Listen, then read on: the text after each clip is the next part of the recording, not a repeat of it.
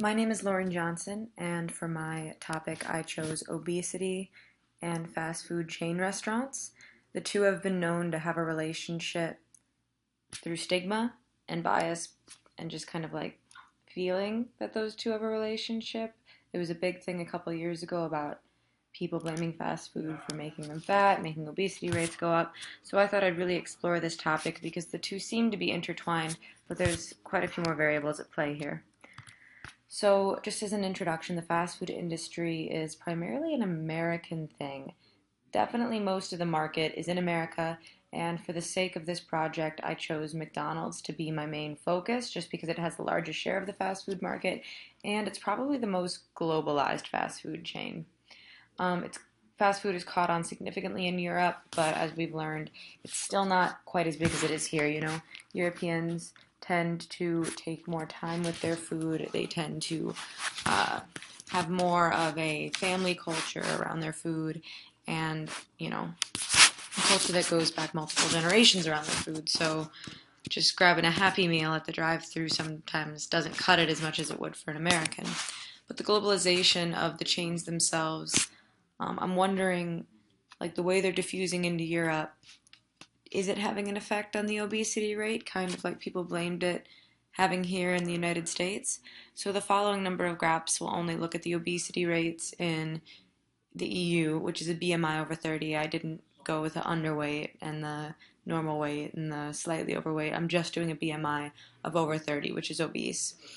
And how many McDonald's each country has per person.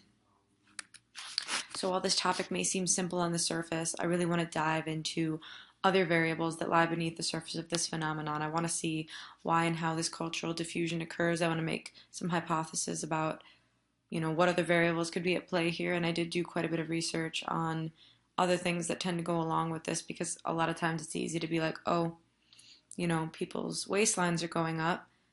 It must be because fast food, but that's kind of a band-aid blame solution to a much wider problem. But this fast food culture that kind of goes hand in hand with the American grab and go, is that leaking into Europe? Is that kind of playing here? So I want to know, can a culture, what parts of Europe, what countries and their backgrounds, their histories, can a culture be so deeply ingrained that its core values remain unpenetrated even by like that whole American fast food imperialism? And what are the possible limitations of that? A discussion will further be carried out on the other variables that go hand in hand with this. So the expected results that I had was that fast food by nation would indicate a higher obesity rate. So the more McDonald's that a country has, the higher their obesity rate. And we're using McDonald's just as kind of an example, because the assumption is that where there's McDonald's, there's going to be other American fast food chains. So because it has the largest market share, we're just sticking with that because that data was strangely difficult to find and get a hold of. But I think that some of my other expected results were countries known to have a lower GDP or GNP would either be significantly more or significantly less obese. And the reason I came up with these two kind of extremes is that a lower obesity rate could be because of the lack of fast food in perceived less developed countries, or higher obesity rates because the hypothesized concept of cheap and fast, caloric dense foods are being more available in larger quantities than are traditional. So all of a sudden people can get this food really, really cheap and with huge portions like they never have before. So that could either indicate, with people who don't make as much money going for that, or with people that don't make as much money just not straight up not having access to this sort of thing. Another expected result that was more developed countries could potentially be more or less prone to American diffusion, and this could either be because people in more developed nations could either be way more prone to try it, it's American, it's new, it's different, it's foreign, or completely reject it, saying no, we have our own thing going here, we don't want that in our culture, just as kind of a general consensus. As a huge disclaimer, all of those expected results were made strictly based off my own personal knowledge, prior knowledge from the class, and stigmas. So let's take a look at my first map here. This is McDonald's restaurants per country.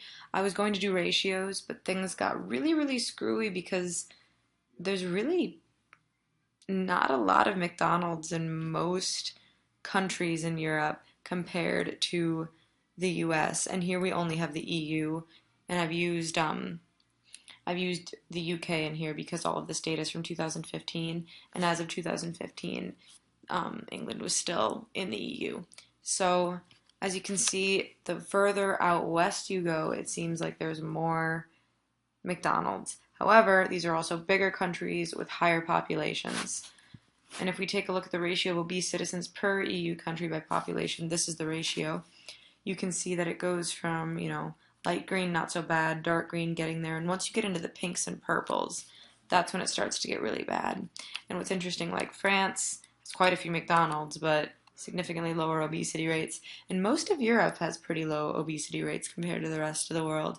But you can see that like Spain and Portugal, definitely the UK, Poland over here, Ireland, they're suffering. So it's not really a West.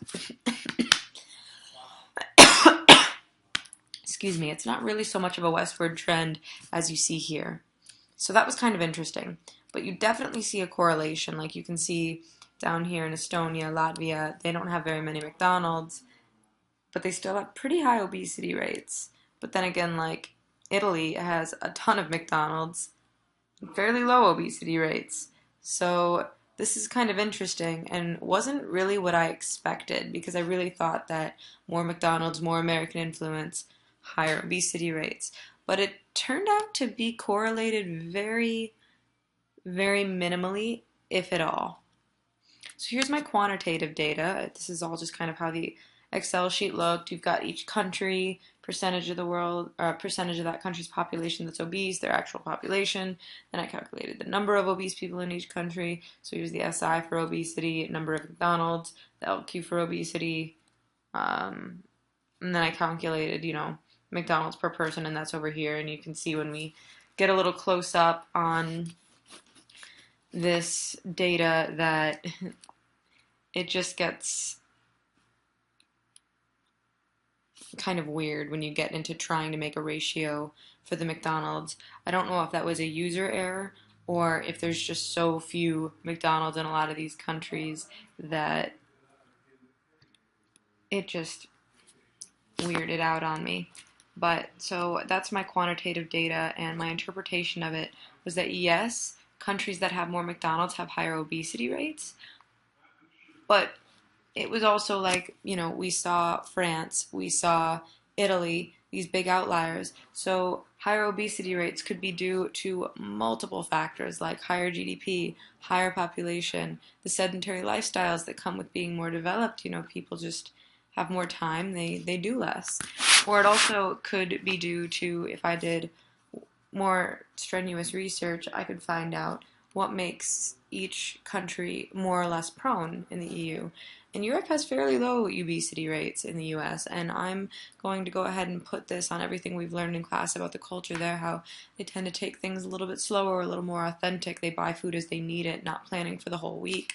They make activity a part of their lifestyle. And again, I'm talking about this completely in a general consensus. So yeah, higher populations have more McDonald's. That was obvious in the map. You can see that just by looking at it and knowing what you know about each country.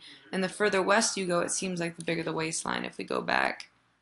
So yeah, if we look at the ratio of obese citizens, it does get pretty red going west, but then again, Europe is west.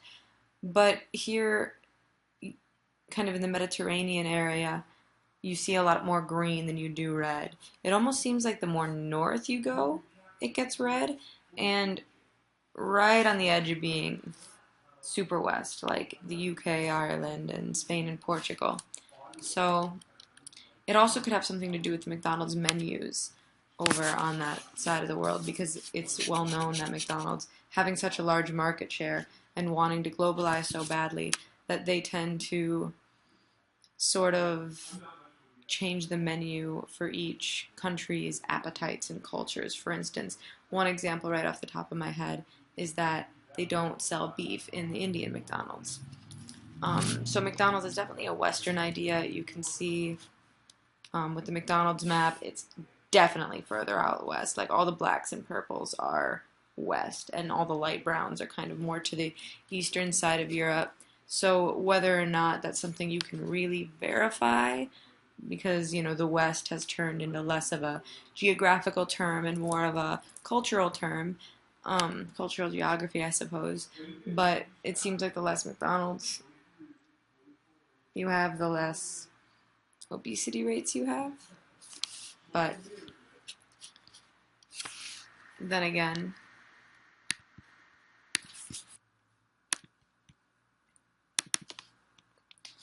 um, as minimal as these correlations are, you can definitely track McDonald's being more of a Western thing, more towards the United States, right off the coast. American fast food could be more prone to failure in some EU countries like Latvia and Estonia because of a cultural gap that's just too wide. In my readings, I read a lot about how a lot of McDonald's just did not make it at first, and McDonald's is still kind of in the process of globalizing, as are all fast foods, as McDonald's, for the sake of this presentation, represents the market. They're all trying to customize their food, their menus to fit that country's need. So in a lot of countries, they're just not ready for something like that, and I'm wondering if they'll ever be, because McDonald's is kind of losing value here in the United States right now, so who's to say what's going to happen to it in Europe? And countries with higher population densities definitely have higher obesity rates. This was something I noticed right off the bat looking at the data we'll take a look at my data back here.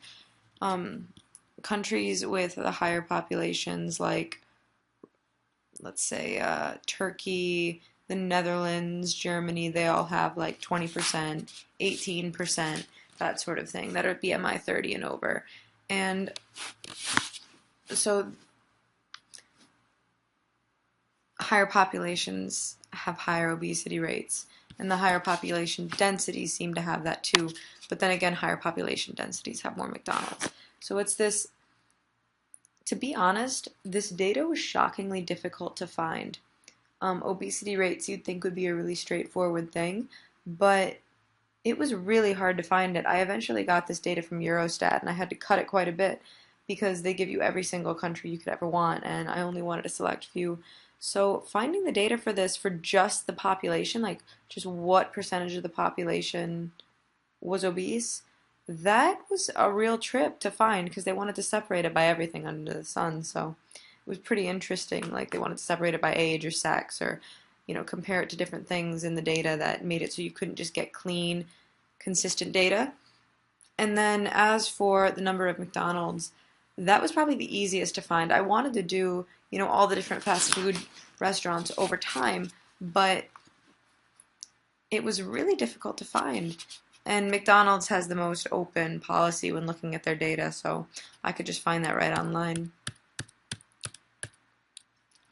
So all in all, it seems that yes, fast food and obesity rates are correlated, but there's so many other variables at play here that we've learned in the class, like the way their healthcare system works, the way their lifestyles are with activity and how much that's encouraged. Does it have something to do with GNP, GDP? That'd be something really interesting to look into for more mapping classes.